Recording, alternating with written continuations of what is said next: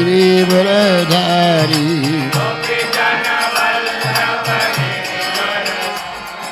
Gopi Jana Vallabha Girivaradhari. Gopi Jana Vallabha Girivaradhari. Jayo Radha Madhava Kunja Bihari.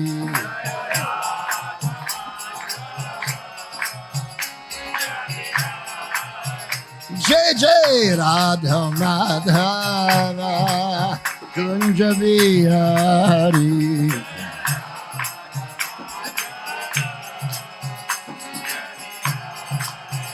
Jaya Radha Madhava Kunja Bihari.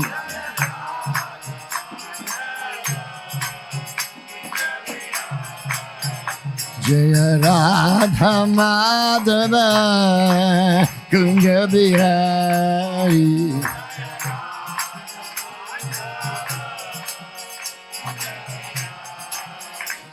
Yashodanandana Braja Jana Ranjana. Yashodanandana Braja Jana Ranjana. Yashodanandana Braja Jana Ranjana. Yashodanandana Braja Jana Ranjana. Jamuna Tira Runachari. Jamuna Tira Runachari. Jamuna Tira Runachari. Jamuna Tira Runachari. Jamuna Tira Runachari. Jamuna Tira Runachari. Jayo Radha Madhava Kunja Bihari.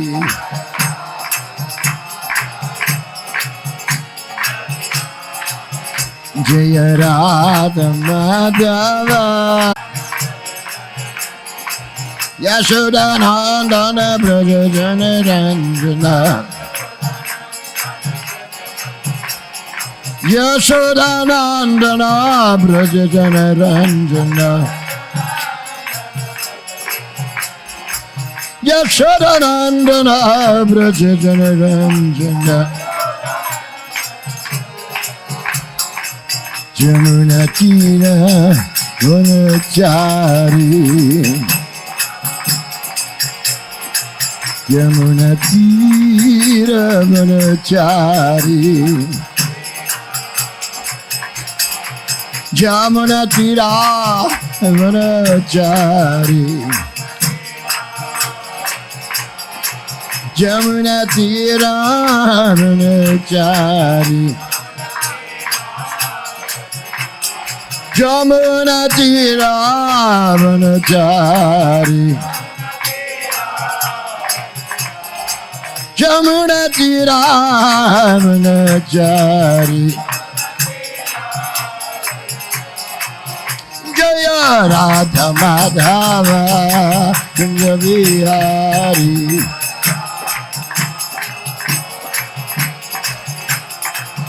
Jaya Radha Madhava Kunja Bihari.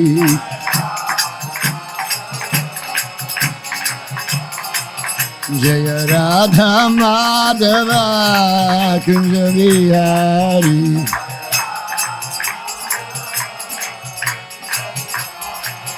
Jaya Radha Madhava Kunja Bihari.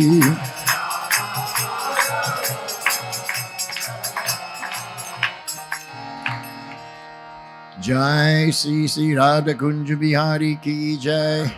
Jai Sri Sri Radha Vrindavan Chandra ki jai. Jai Sri Sri Radha Madan Mohan ki jai. Jai Sri Sri Radha Govinda ki jai. Jai Sri Sri Radha Gopinath ki jai. Jai Sri Sri Radha Damodar ki jai. Jai Sri Sri Radha Shama Sundar ki jai. Gaur Premanandi Hari Hari Bo.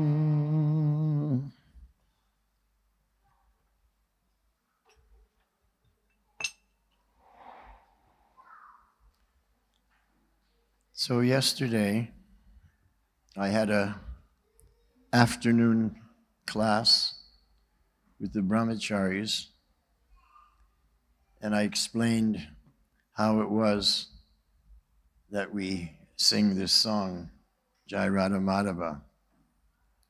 So those of you who weren't there, just ask any brahmachari, and then you'll know why it is that we sing this song, Jai Radha Madhava, before we speak on Shastra, before we give pravachan.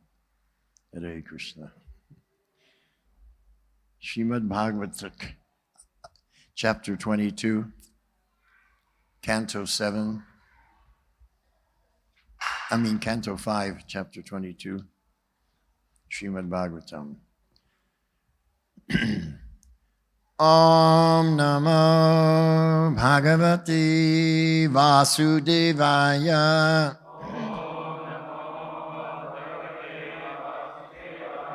Om Namo Bhagavate Vasudevaya.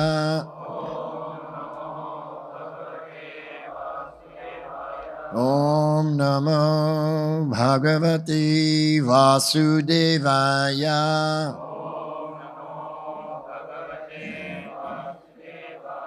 Narayanam Namaskritya Naram Chaiva Narottamam Devim Saraswatim Vyasam Tato Jayum Mudirayet Nashtaprayesva Bhadreshu Nityam Bhagavata Sevaya Bhagavati Uttama Shloke Bhaktir Bhavati Naishtiki Om Jnanatimirandasya Jnananjana Shalakaya Chakshurun Militam Yena Tasmai Sri Guruve Namaha Mukam Karoti Vachalam Pangum Langhayate Girim Yat Kripa Tamaham Bande Sri Gurun Dinatarinam Vanchakalpatarubhyascha Kripa Sindhubhya Evacha Patitanang Pavanebhyo Vaishnavebhyo Namo Namaha. Sri Krishna Chaitanya Prabhu Nityananda Sri Advaita Gadadhara Srivas Adi Gaur Bhakta Vrinda. Hare Krishna Krishna Krishna Hare Hare Hare Rama Rama Rama Hare Hare.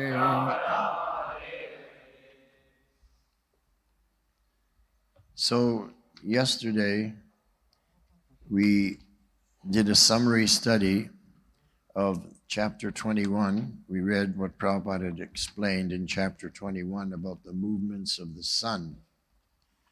So there's just a few other shlokas, but they're mainly technical. So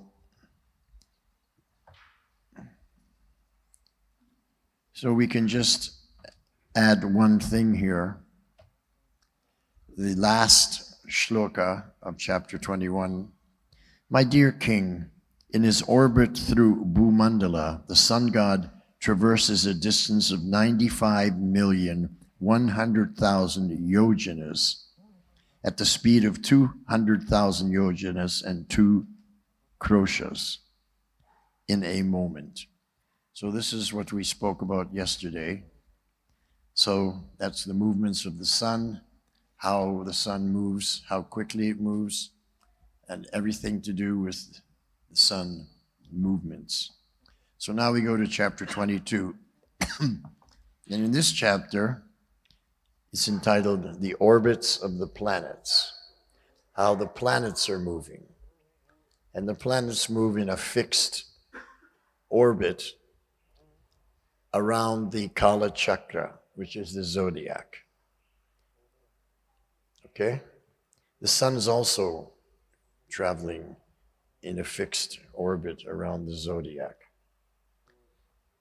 the Kala Chakra. So here, Srila Prabhupada says in the introduction, this is the summary of the chapter 22. In this chapter, the orbits of the planets are described. According to the movements of the moon and other planets, all the inhabitants of the universe are prone to auspicious and inauspicious situations. This is referred to as the influence of the stars. So the influence of the stars means the horoscope, your chart.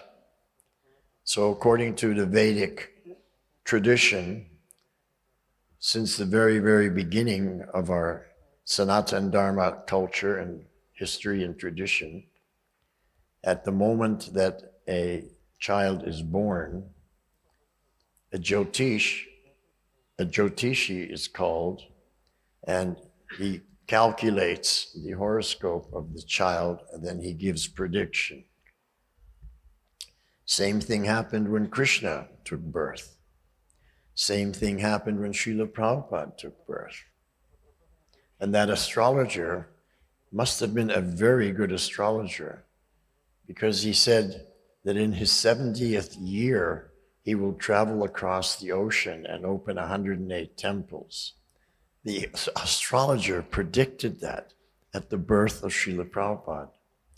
Now, the day that Prabhupada disappeared, I was doing book distribution in a Muslim country, Indonesia.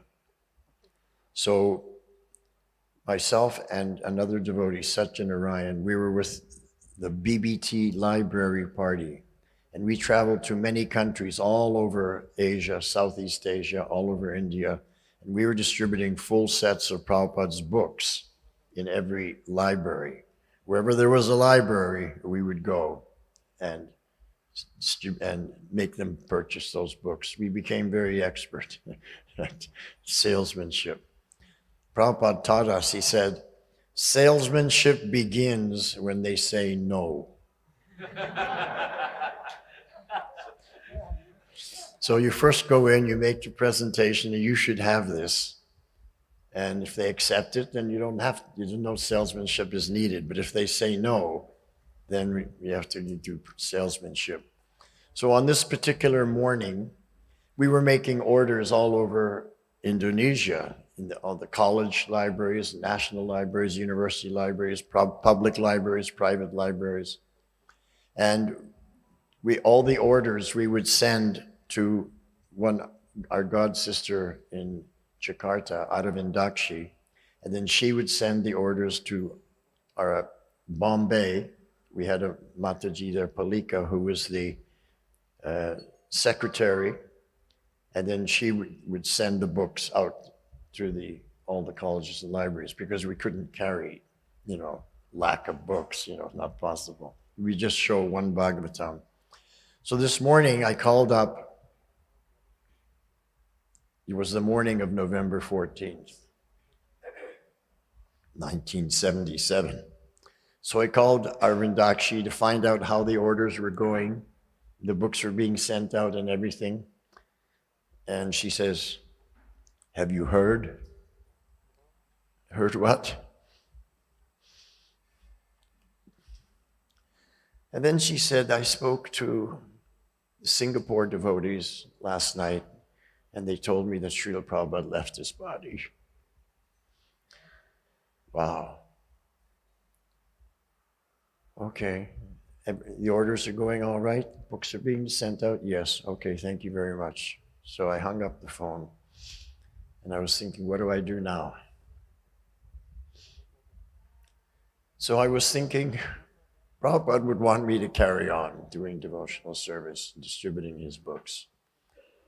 So I was going up to a town. We were in the island of Bali at this time. You know, we had done most of the island of Java, which is the biggest island in Indonesia. Now we were in Bali. And so I was going to go up to a town called Singaraja, to the college there. So I decided I'll just go and carry on my service. So I arrived in the college, and as I was walking down the hallway towards the library, out of one room, of one office, comes the Minister for Hindu Affairs that we had met earlier when we first came to Indonesia. His name was Mr. Puja. So he came out, and I said, oh, Mr. Puja. And he said, have you heard? I said, yes, I've heard. And I realized that all over the world, people knew that Srila Prabhupada had left. Because even in this little town, on an island in Indonesia, it was known that Prabhupada had left the world. Anyway, I went in there, spoke to the librarian, and he took all the books. So then I went back to where we were staying in Denpasar. We had a place we were staying there, the major city of Bali. And then Satyanarayan, he had gone out to another college. I had gone out to this college. He came back. So I said to him, have you heard? He said, no, what? And I told him Prabhupada had left the planet. So we were distributing books when Prabhupada left the planet. So this was our seva, to distribute Prabhupada's books. So here is Prabhupada saying the influence of the stars. So that horoscope of Prabhupada, that he would just open up 108 temples all over the world. And his disciples, you know, we as his disciples, we traveled also all over the world. I've been to 82 countries. And in these different countries, we're doing prachar, doing just book distribution, chanting Hare Krishna like that. So this is all based on the position of the stars. Now, the scientists can't understand how a moving body like the planet can affect your life. They have no idea. Now, one of the topmost cosmologists in America, he tried to debunk astrology, saying it was a pseudoscience, it was bogus. But he had so little understanding of astrology that he simply made a fool of himself trying to debunk.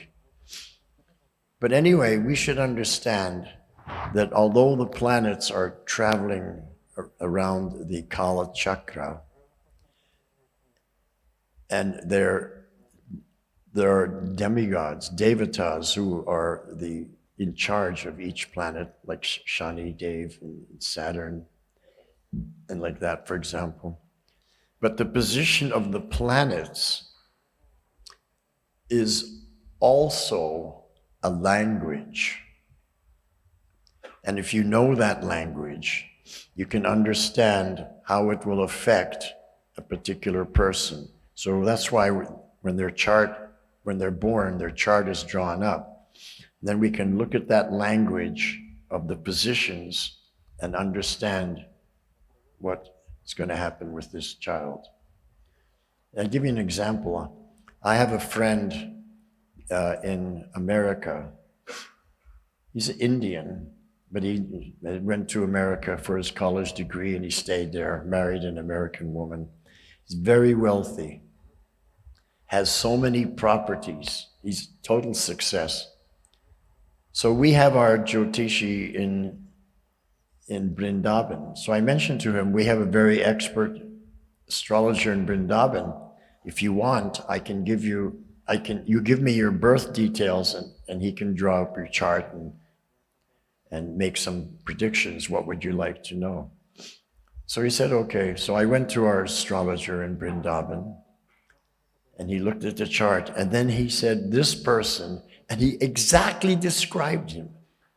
He says he's very wealthy. He has many properties. Everything about this property, about this person, he knew just from looking at the chart. He has very close relationship with his mother, and that was true. Him and his mother are very close, but not so much with his father. The astrologer saw that. So, I have practical experience how powerful it is if you understand the language of the position of the Navagrahas within the Kala Chakra. So the scientists, they don't have a clue about this. Zero clue about it.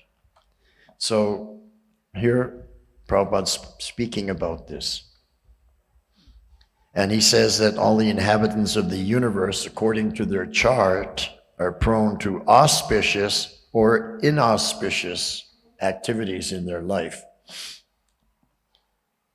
So if you have planets that are in very bad situations, very negative yoga positions, then we can see that. So Prabhupada continues in the next paragraph. The sun god who controls the affairs of the entire universe, especially in regard to heat and to light, seasonal changes, and so on, is considered an expansion of Narayan. That's why we say Surya Narayan. So when I go up on my terrace in our home in Vrindavan every day to see sunrise, I chant my japa and see the sunrise. And as soon as I see the sun, immediately I say Jai Surya Narayan. I've always done that because Prabhupada says here that the Surya is an expansion of Narayan. So this Surya Narayan represents the three Vedas, the Rig Veda, Yajur Veda, and Samaveda Veda. And therefore he's known as Trayimaya, the form of the Lord Narayan, in three features. Sometimes the sun god is also called Surya Narayan.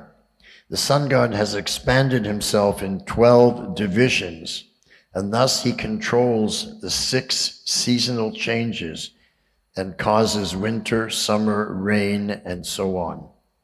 Yogis and karmis following the Varnashram institution who practice Hatha or Ashtanga Yoga or who perform Agnihotra sacrifices worship Surya Narayan for their own benefit. The Devata Surya is always in touch with the Supreme Personality of Godhead, Narayan. Residing in outer space, which is called in Sanskrit the Antariksha, residing in outer space, which is in the middle of the universe between Bhuloka and Bhuvarloka, the sun rotates through the time circle of the zodiac, Kala Chakra, represented by 12 rashis or signs, and assumes different names according to the sign he is in. For the moon, every month is divided into 2 fortnights. There's the Shukla Paksha and the Krishna Paksha. Similarly, According to solar calculations, a month is equal to the time the sun spends in one Rashi, in one constellation. 2 months constitute one season, and there are 12 months in a year. This is according to India. In other places, seasons are different. In the North Pole, you have 2 seasons, winter and July.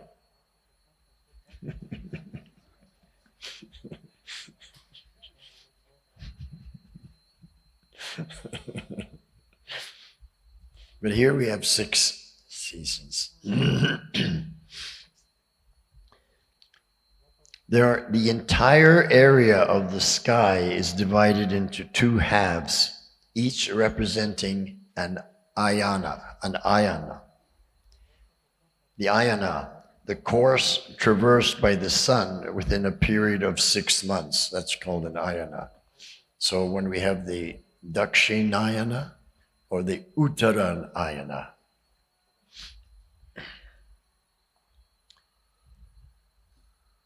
The sun travels sometimes slowly, sometimes swiftly, and sometimes at a moderate speed. In this way, it travels within the 3 worlds, consisting of the heavenly planets, the earthly planets, and outer space, Antariksha. These orbits are referred to by great learned scholars by the names Samvatsara, Parivatsara, Idavatsara, Anuvatsara, and Vatsara. So here Prabhupada is describing the orbits of the planets and the sun through the Kala Chakra and how it's a language. And if we understand that language, we can understand the chart of a particular person born in a particular situation. So Lord Brahma has 10 mental sons. Lord Brahma has 10 mental sons, which means from his third eye chakra, 10 personalities came out. One of them was Bhrigu Muni. So Bhrigu Muni was a great astrologer. He understood the science of the orbits of the planets and the sun through the Kal Chakra. He understood it better than anybody else. So he sat down and he calculated every possible situation where the planets would be in situations in different places. And there's like millions of different possibilities, permutations and combinations. And he wrote it all down on palm leaves. And this is called the Bhrigu Samhita. So I'll tell you a story just so you can understand the actual meaning of the language of the planets as they're just going around in the zodiac, which scientists have no clue about. 0, not even 1%, not even 1/10 of 1%. And this story will prove that. So I was in Bombay temple, and then one of my godbrothers came, and I said, "Oh, I haven't seen you for a long time. How are you doing?" "I'm doing fine." "Where are you going?" I asked. He said, "Oh, I'm going to Bangalore to see my astrology guru. I've traveled all over India and met with so many astrologers, the top astrologers in the world, in India, which means the world, of course. And this astrologer in Bangalore is now my teacher. He's the topmost astrologer." So I said, "Wow, that's amazing, you know." He said, "Would you like to come with me?" So I said, "Okay." You know, as a brahmachari, you have a little freedom to do things. Because I was a book distributor, so I was driving a van and everything. I had some freedom. So we went to Bangalore. And we arrived at this astrologer's home. It was a little outside the city in a quiet area. And there was a line of people. He was very famous. People would come to ask questions and everything. And he was a Prashna astrologer. There's different branches of astrology, and he was expert in Prashna. So I looked at the line. He said, no, don't worry. He's my teacher. I'm his student. We won't have to wait in the line. We'll just go in to another room. So we went into the other room, and the servant of the astrologer, he came out and he saw my friend. He said, okay. And he said, you have any questions? And my friend said, yes. So the servant went out and came back with 2 pieces of paper and a pencil. And he said, each of you write down 3 questions. Don't let anybody see it. Fold it up, put it in your pocket. No one can see. So my friend had come with specific 3 questions. So I was thinking, what questions should I ask?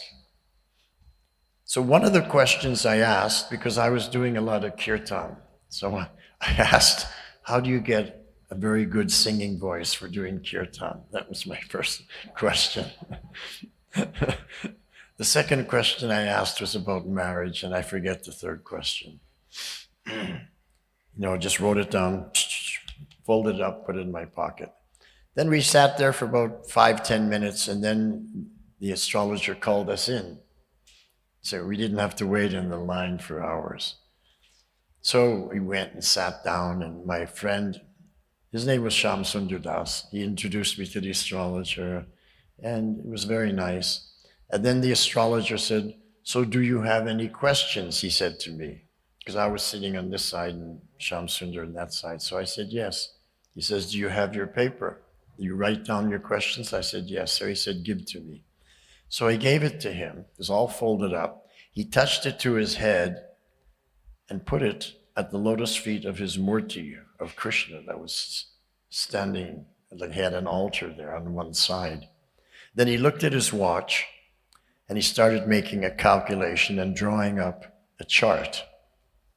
And then when he found that chart for this particular time that I had given him to ask the questions, he went through the palm leaves, and he found Bhrigu Muni's exact situation of all the stars that he had just calculated. He said, okay, so Bhrigu Muni says, first question, how to get a good singing voice? Jyeshta Madhu. Second question, third question, and then Bhrigu Muni says this, and this. So I was amazed because he didn't even look. He didn't even look at my paper. I looked at it, and there it was sitting at the feet of his murti, of the murti of Krishna. He hadn't even opened it. And Bhrigu Muni knew I was going to ask those questions millions of years ago when he wrote his Bhrigu Samhita. And then he said to Shyam Sundar, you have your questions? Shyam Sundar didn't. He did the same thing, calculated a chart, and he said, okay, Bhrigu says, this is the answer to your first question, second question, third question, like that. So it was amazing. He didn't look, and Bhrigu gave answers to all our questions. So then I asked him, what is Jyeshta Madhu? This is what Bhrigu said, this is the best thing for get a good singing voice. What is it in English? He said, I don't know, but there's a herbal shop at the end of the street, just go there and purchase. So when we came out, Shyam Sundar looked at me and said, well, what did you think of this astrologer? And I said, if this is real astrology, then everyone else is bogus. This is genuine astrology. So we went to the herbal shop, and I said, do you have Jyeshta Madhu? He said, yes. How much you want? I said, give me 100 grams.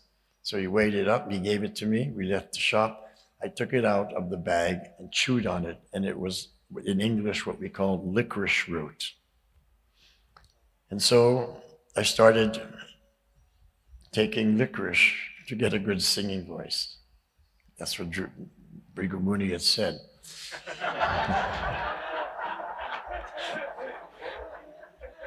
You can judge for yourself if Bhrigu was right. So this is the science of the movements of the planets in their orbits through the Kala Chakra. So that's why we don't take any heed. We don't have any faith in what the scientist tells us about the structure of the universe, because they're in complete ignorance about the real structure of the universe and how it affects human beings. And they think that this astrology, Brigumuni, is all bogus. Carl Sagan, that astronomer who was the most famous in America, I would have liked to have taken him to this astrologer, ask your 3 questions, and then see how he would. But he left his body before I could invite him to come.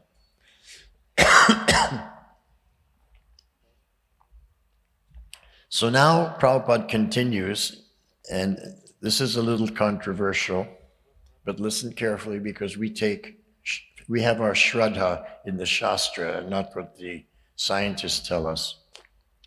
The moon is situated 100,000 yojanas above the rays of the sunshine.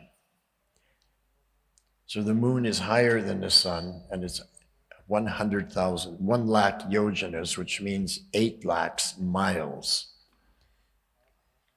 Day and night on the heavenly planets, that means in Svargaloka, and Pitriloka, the different lokas, are calculated according to its waning and waxing, the waning and waxing of the moon.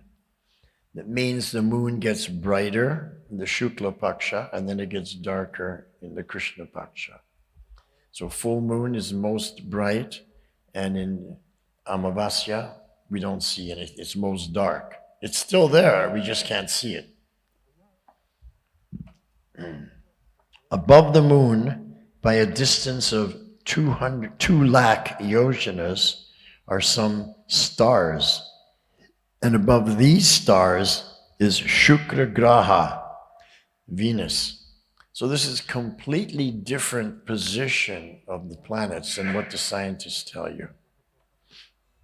And the Shukra Graha influence is always auspicious for the inhabitants of the entire universe.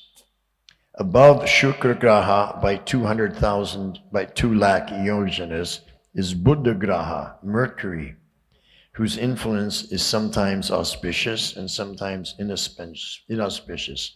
Next, above Buddha Graha by 2 lakh yojanas, is Angaraka,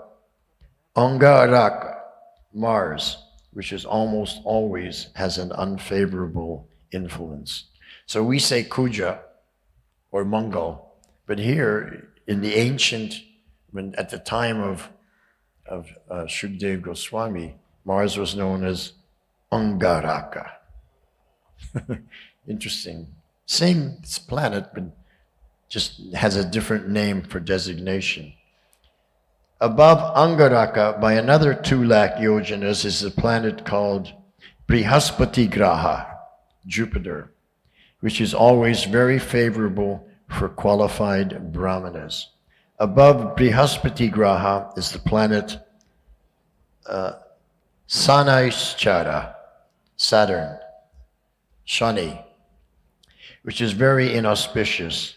And above Saturn is a group of 7 stars occupied by great saintly persons who are always thinking of the welfare of the entire universe. These 7 stars circumambulate Dhruvaloka, which is the residence of Lord Vishnu within this universe. So Dhruva Maharaj, he went to Dhruvaloka. We see here on the side of the temple the Leela of Dhruva, how he got the mercy of Narayan, and how he attained perfection in his life and returned back home and went to Dhruvaloka, which was the residence of Vishnu. Lord Vishnu resides within the material world and without, in the spiritual realm. So his residence within this universe is Dhruvaloka. So here we have Shukdev Goswami describing the structure of what in our books of science that they teach you in the schools here. They call it the solar system. So, where will you put your faith?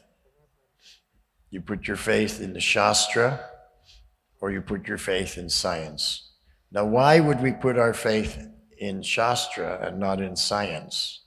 And what determines where we will put our faith?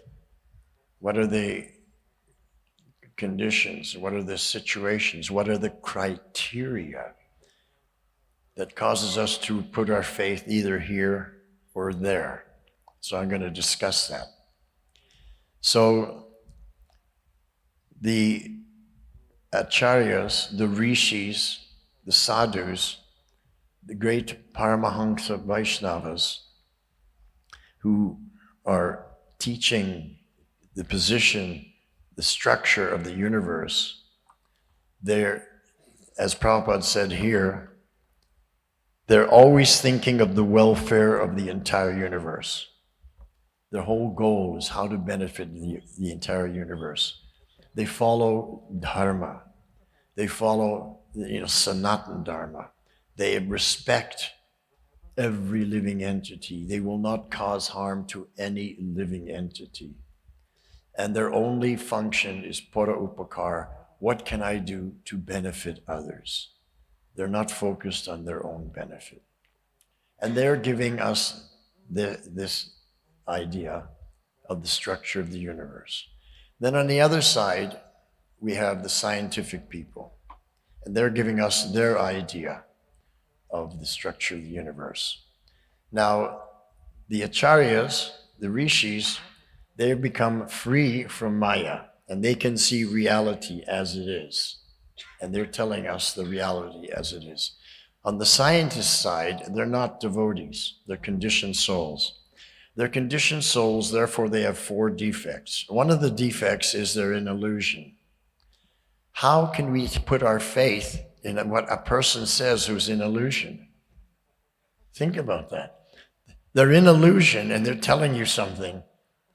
And you want to put your faith in that? And here are people who are not in illusion. Why we wouldn't put our faith in this side? Why do some devotees have more faith in the people who are in illusion than the people who are not in illusion but are in reality, in touch with the absolute truth? Not only are they in illusion, but they commit mistakes again and again. They have a cheating propensity. They do it for money. The thing with scientists, a study was done, and 95% of scientists always come up with the conclusion of the person or institution that gives them the grants, the donations, the money that they live on. So if you get a grant from the pharmaceutical industry, for example, and they have a vaccine that they want to sell, and we're going to give you a grant of $1 million, then you'll come up and with the conclusion that yes, this vaccine is perfect, it will solve all your problems. So 95% of scientists, they always agree with the perception and the premise given by those who offer them the money, give them the grants to do their work and their research. So they're not unbiased. And they're Shudras because they're doing it to get money. They're not Brahmanas. These scientists are Shudras, okay? Why we would place faith in them? Not only that, what about their activities?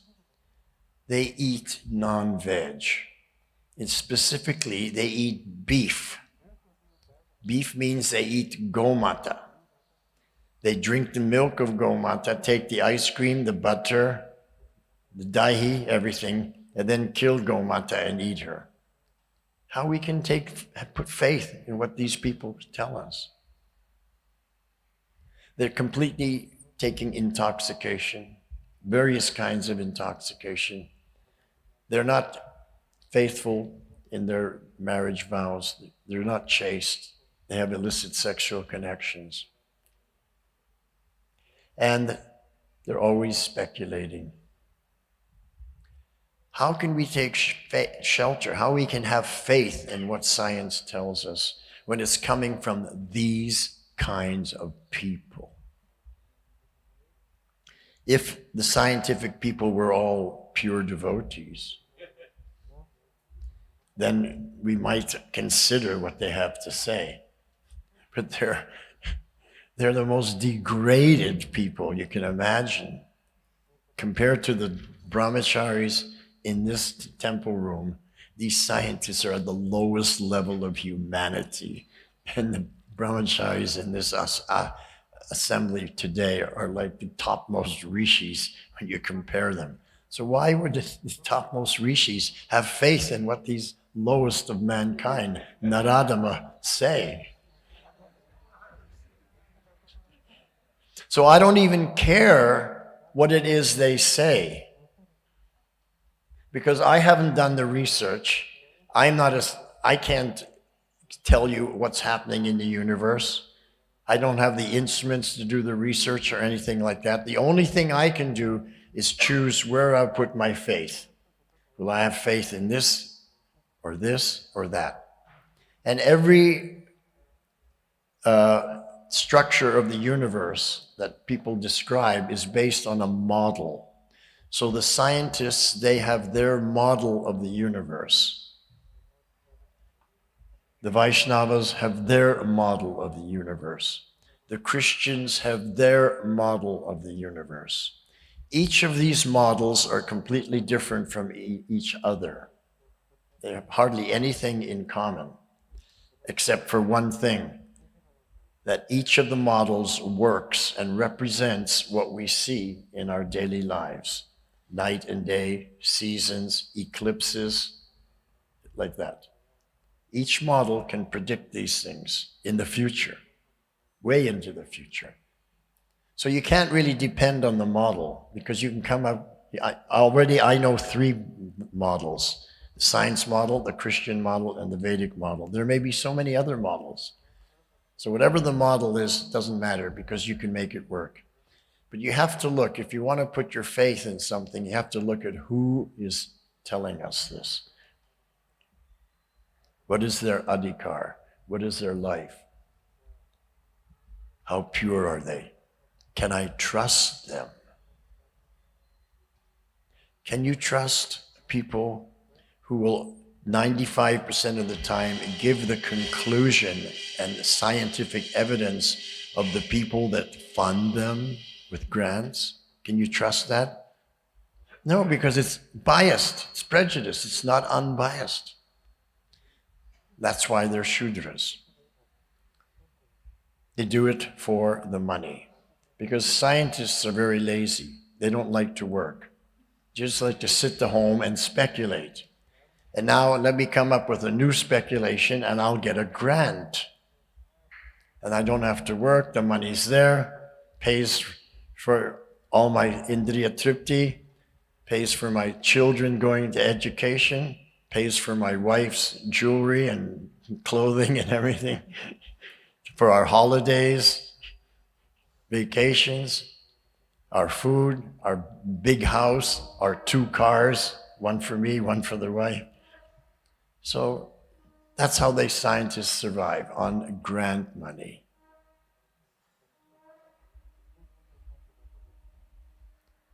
So, as Krishna says to Arjuna in Bhagavad Gita, 18th chapter, now I have described everything and answered all your questions. You please consider this carefully and then do as you like. So I'm saying the same thing to you. Hare Krishna. Any questions?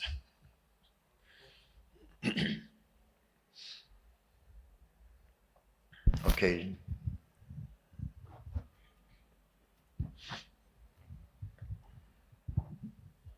Hare Krishna Prabhuji, thank you for such a wonderful explanation. I just wanted to know that we'll be preaching outside.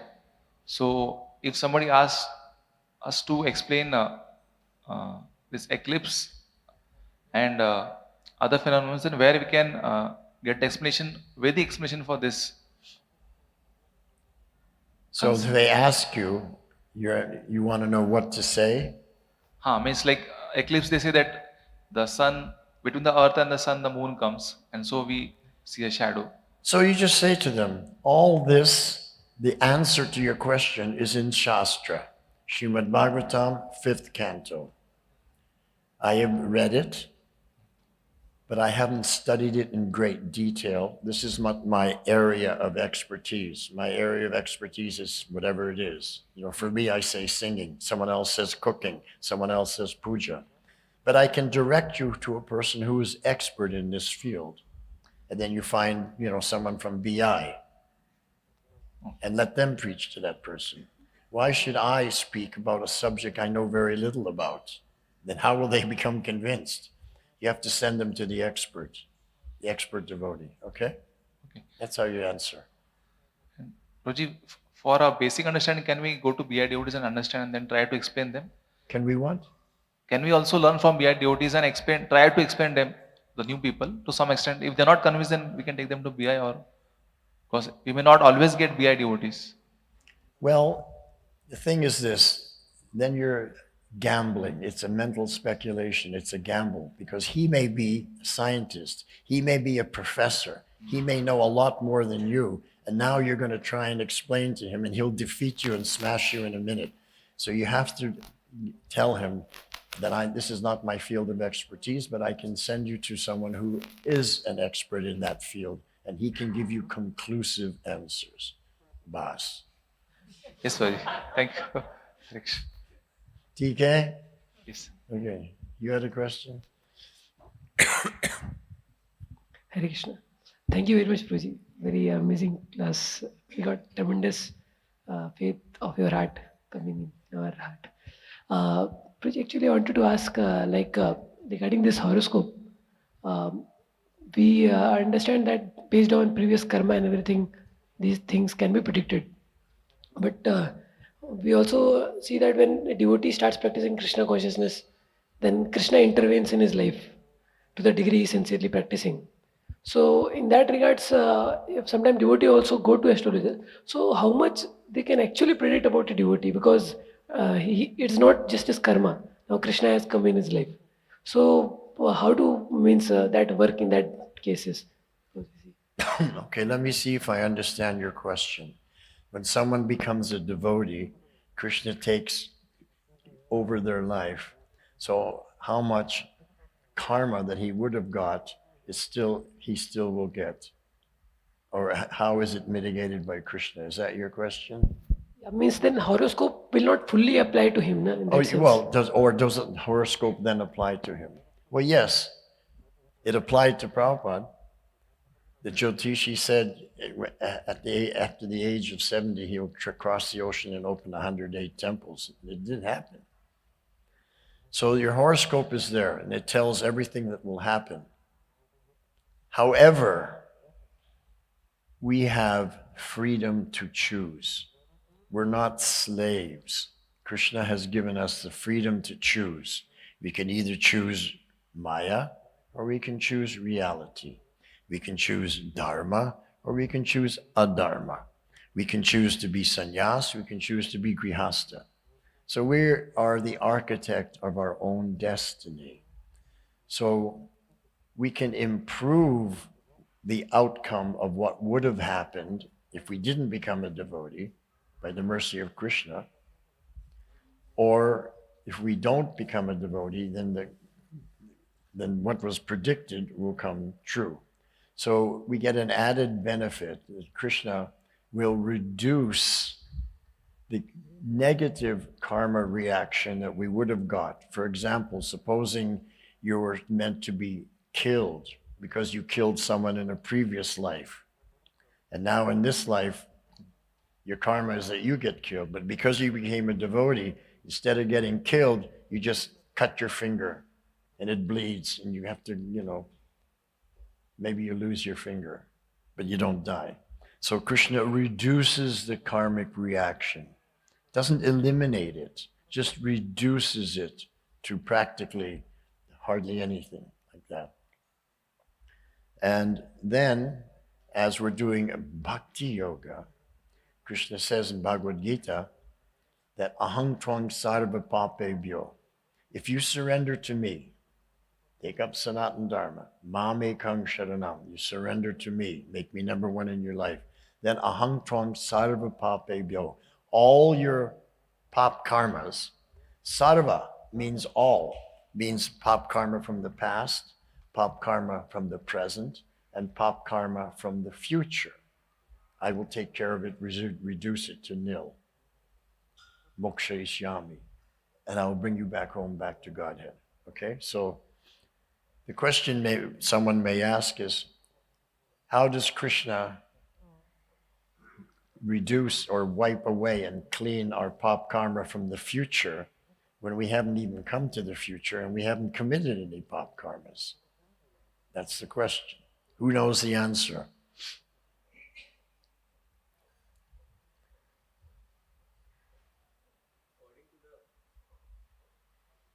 According to the astrological calculations, in future, whatever karmas that we would have been, like we would have supposed to do. Yeah, so basically you're on the right track. The seeds of those pops are in the heart. So when you come to the future, you will definitely commit those pop karmas because the seeds are there. So he destroys all those seeds also. So now your slate is completely clean, no pop karmas. Now and you're ready to go back home, back to God. Moksha ishyami. You get liberated.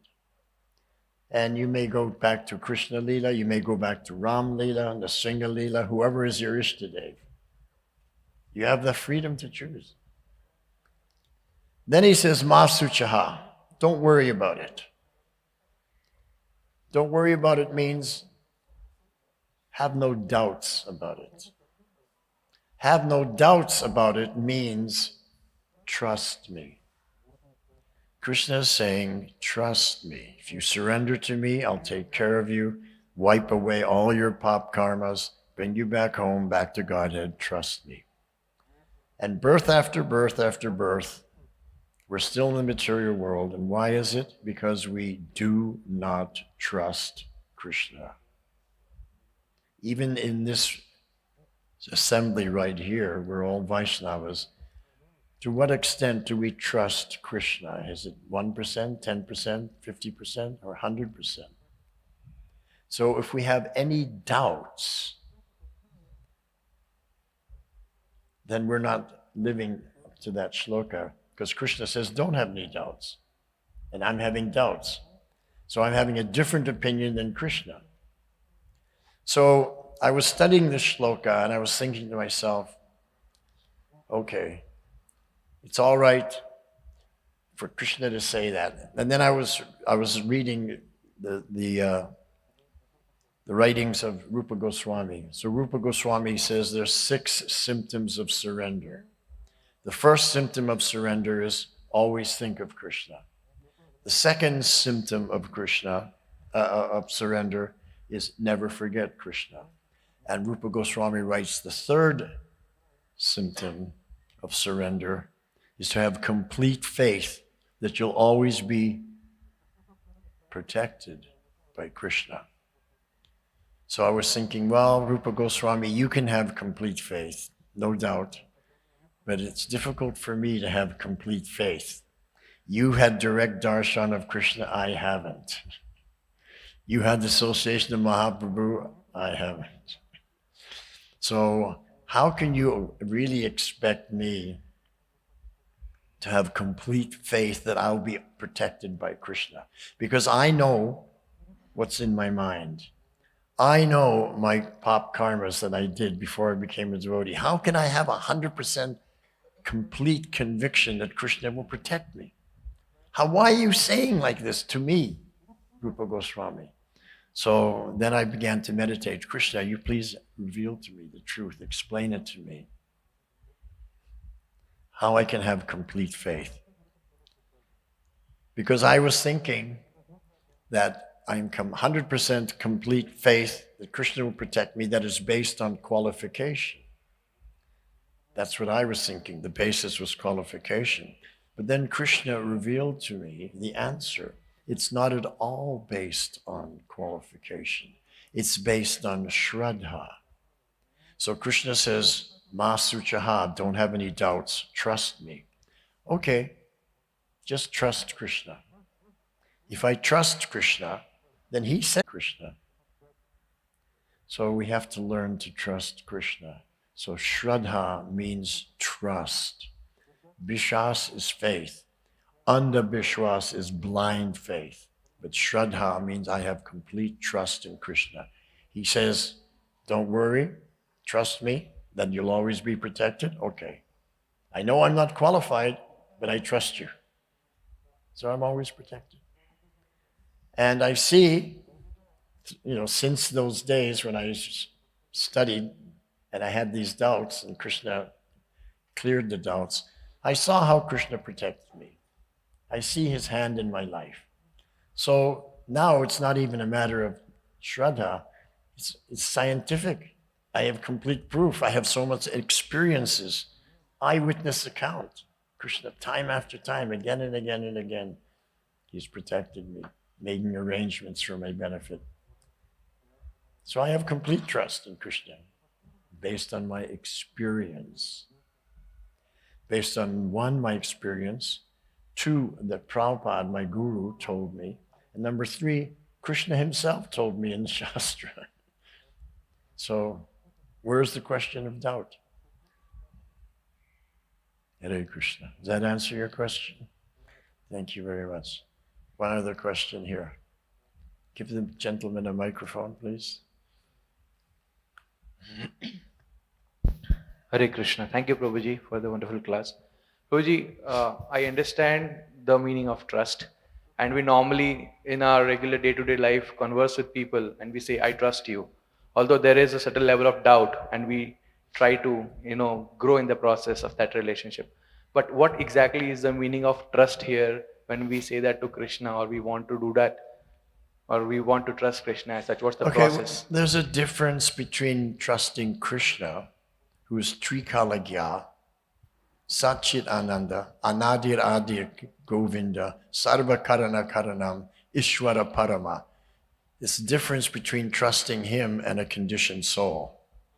You have to see that there's a huge difference.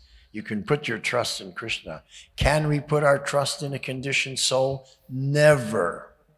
Here's something that Prabhupada taught me, and I lived my life according to this.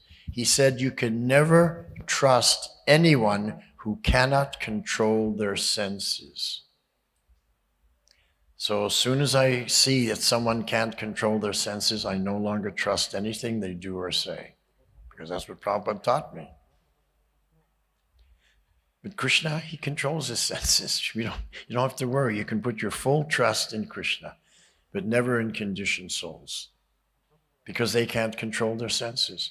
And the senses make us do things even against our own will. That's what Arjuna says to Krishna in the Bhagavad Gita. Kama esha, krodha esha. It makes me do things that later I'm totally embarrassed. How could I have done such a thing? I didn't want to do such a thing, but I was forced to, due to that lust, anger, greed, envy, all these enemies that reside in the mind and in the heart. So we have to purify the heart and the mind, become devotees.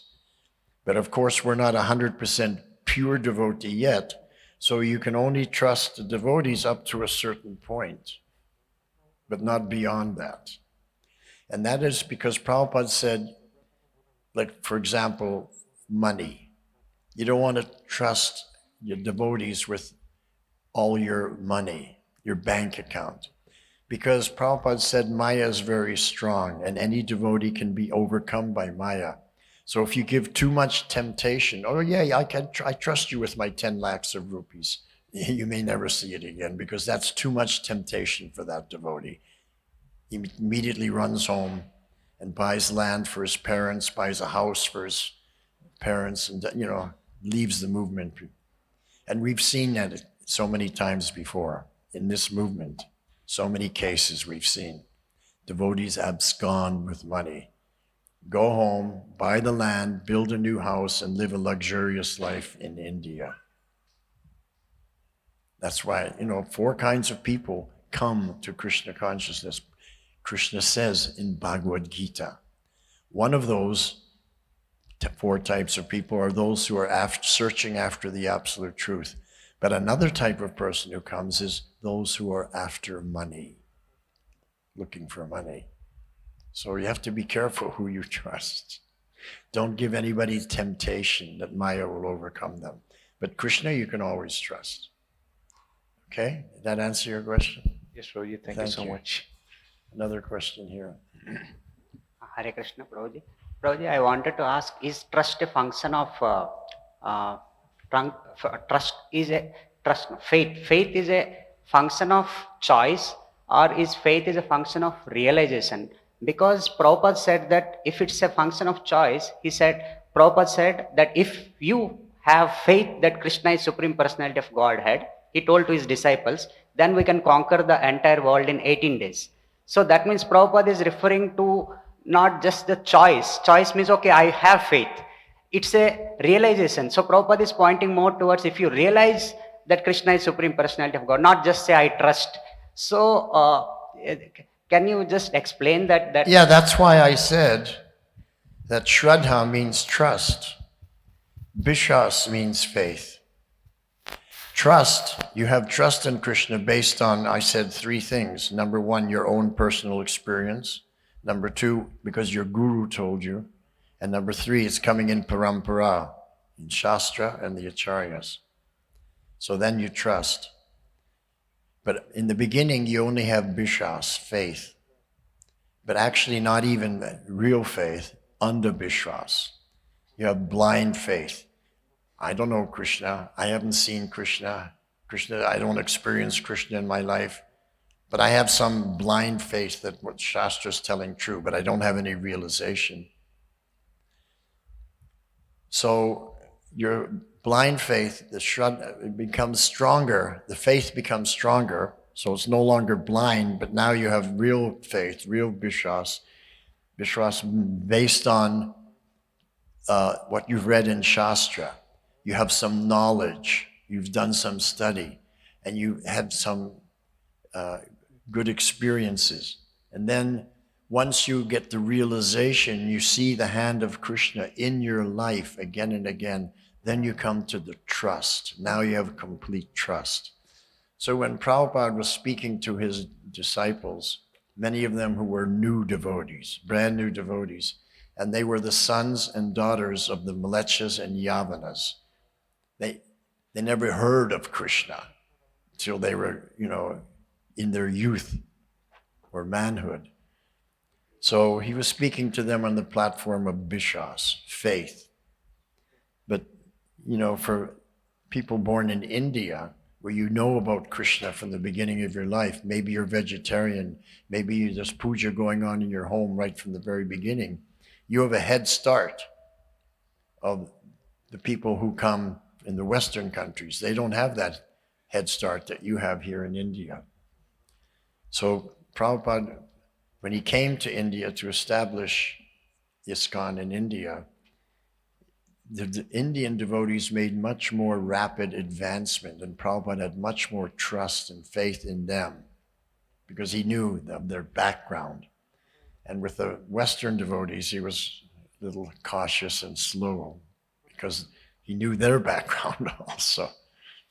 So Shraddha means trust based on your experience and seeing God in your life, seeing how he protects you, how he makes arrangements for you. That's Shraddha. Vishwas is you can't see those things yet because you're too new. But you believe what the Shastra says and you believe what the Guru says.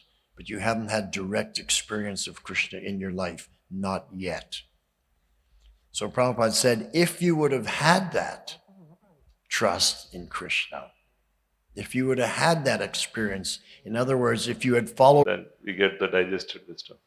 So we may read scriptures and we can understand them, that is also there, but to hear from those who have Shraddha is the easiest and the surest way of getting that Shraddha, that faith in the heart. To be with those who fully trust Krishna, those who fully depend on Krishna, if you are with them, then we also develop that attitude. And these were just classes, and what to say of the kirtans. Wherever Prabhuji is going, the devotees are going mad in the ecstasy of the holy name, chanting the holy name. So we had this great fortune of having Prabhuji and his family here for last 9 days or so. And we hope and pray and request that Prabhuji makes Pune also as a part of his tour and travel plan and come here as often as regular as possible and bless us with the association, the form of Srila Prabhupada Katha and Bhagavad Katha and the sweet Kirtans. So we are very happy and we are very grateful, Prabhuji, for your kind, auspicious visit here.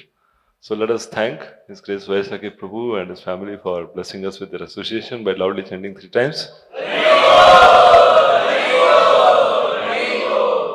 Thank you. Thank you very much, Hare Krishna. How are you feeling?